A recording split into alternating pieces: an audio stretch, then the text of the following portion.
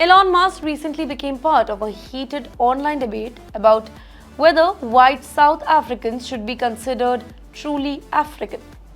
Well, the controversy started when a guest on podcast claimed that white South Africans aren't real Africans and even went as far as calling them inferior species.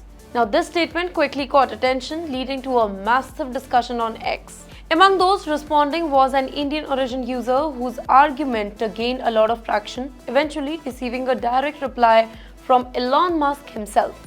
The Indian origin X user, who appears to live in Chicago, United States, strongly disagreed with the podcast guest's claim and made a logical argument against it. In his post, he pointed out that if white South Africans aren't really Africans, then, by the same logic, the brown British person shouldn't be considered British, a black American shouldn't be considered American, and a black French person shouldn't be considered French. He emphasized that nationality isn't just about skin color, but it is about where you're born, raised, and holding citizenship in the country.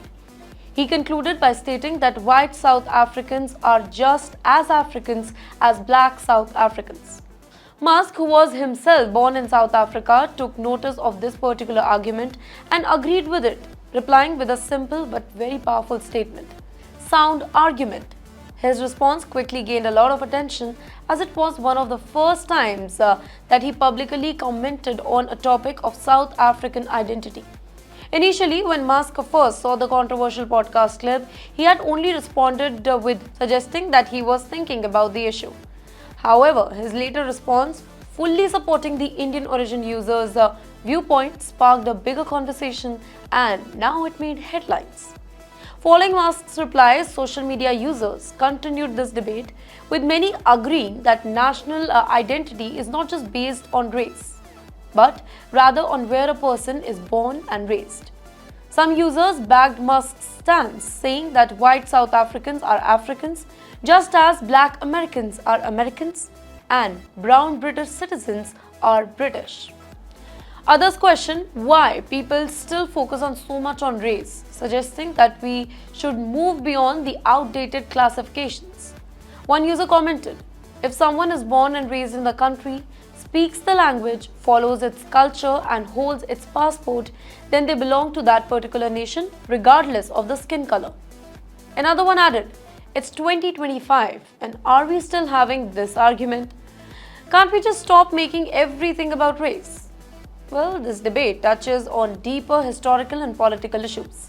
South Africa has a very complicated racial history, having endured apartheid, a system of racial segregation, until 1994. Under apartheid, black and white South Africans were treated a separate group, with white South Africans, who are largely descendants of European settlers, holding more privileges. Even though apartheid ended decades ago, discussions about race, identity, and belonging in South Africa continues today. Many people, particularly those from black African communities, still questions whether white South Africans whose ancestors came from Europe should be considered true Africans or not.